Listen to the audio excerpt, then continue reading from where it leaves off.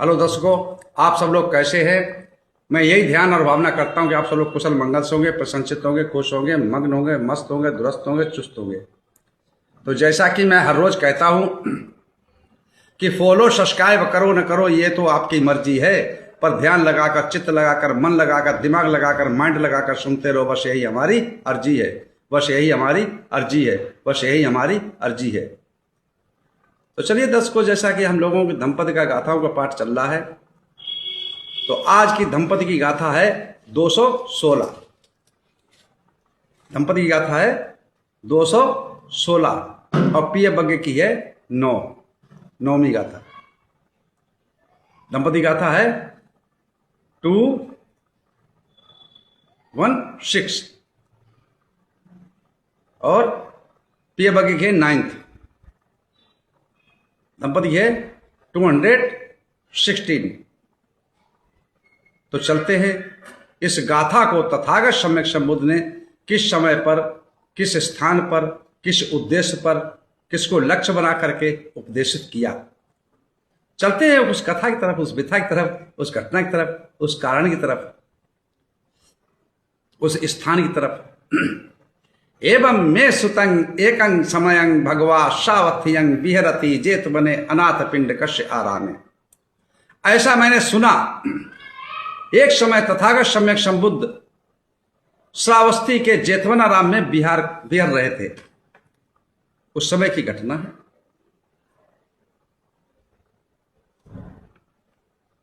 ऐसा मैंने सुना, एक समय तथागत सम्यक संबुद्ध श्रावस्ती के अनाथ पिंडक द्वारा बनाए हुए जेतवनाराम में विहर रहे थे। उस समय की घटना, उसमें की कहानी है, उसमें के वाक्या है।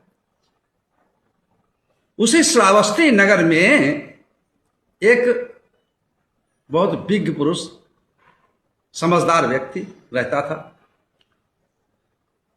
तो ज्यादा कोई गरीब भी नहीं था, पैसे वाला भी नहीं था, मिडिल क्लास का भी नहीं था। थोड़ा खेत था गुजारे लायक। तो उसने अपने खेत में धान रोप रखे थे, धान, राइस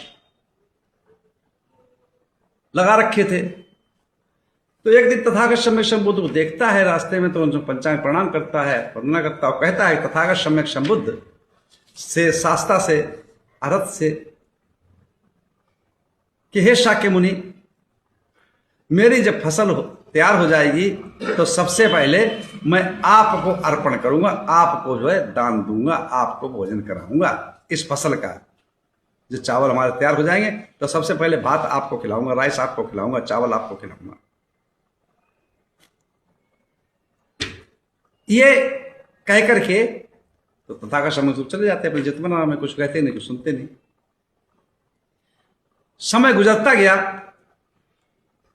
ऐसा समय आया जब पकी फसल थी धान की और मूसलाधार वर्षा हुई। ऐसी वर्षा हुई, ऐसी वर्षा हुई, ऐसा तूफान आया कि नदी, नाले, खेत, खलियान सब पानी से पट हो गए। उसका धान का खेत था, वो सब सारा पका हुआ धान सब नष्ट हो गया।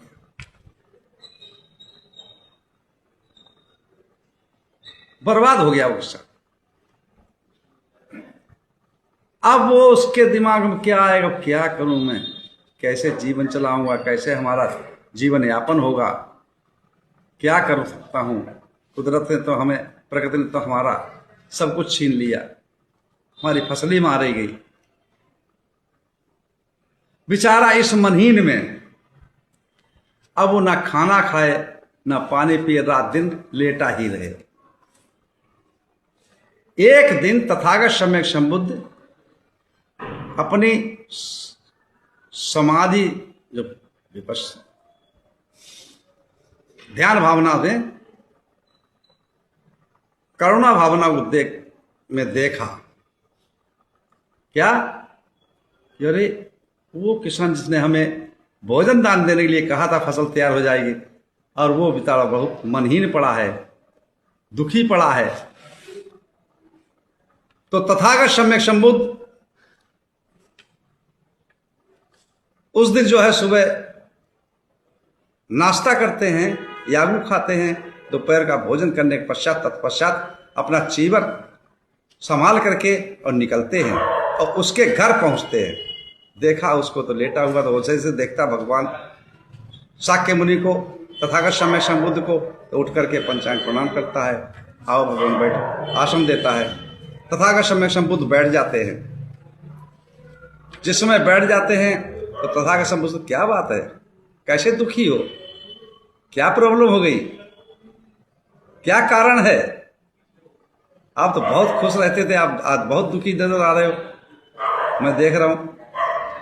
तो वो कहता, हे शास्ता, हे अरहत, हे भंते जी, मैंने जो आस लगाई थी, मैंने जो इच्छा की थी कि मेरी अच्छी फसल होगी, मैं भगवान सम्यक संबुद्ध को भोजन दान दूंगा, आपसे कहा भी था, और इस तूफान ने, पानी ने हमारी सारी फसल नष्ट कर दी। अब मैं कैसे जीवन यापन करूंगा, ये इच्छा थी मेरी और इस इच्छा की वजह से मैं दुखी हूं। तो तथागत सम्यक संबुद्ध ने उसी समय पे इस गाथा को प्रकाशित किया है, उपदेशित किया है, देशना दी है। कौन सी गाथा है, आप लोग सुनिएगा। तन्हाए जायते शोको, तन्हाए जायते शोको, तन्हाए जायते भयं, तन्हाय विपमुत्तस नाथि शोको कुतो भयं। तन्हाए जायते शोको, तन्हाए जायते भयं, तन्हाए विपमुत्तस नथि शोको कुतो भयं। तृष्णा से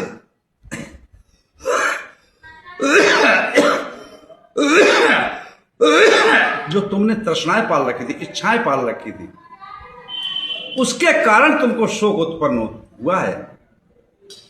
तृष्णा के कारण भय उत्पन्न होता है, दुख उत्पन्न होता है, जो आप भयभीत हो आज इच्छा के कारण।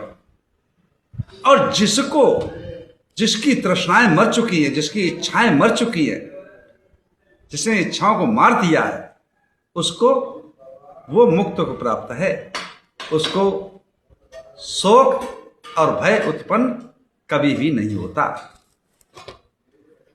क्या कहा तथागत सम्यक संबुद्ध ने, जिसकी तृष्णाएं मर चुकी, इच्छाएं,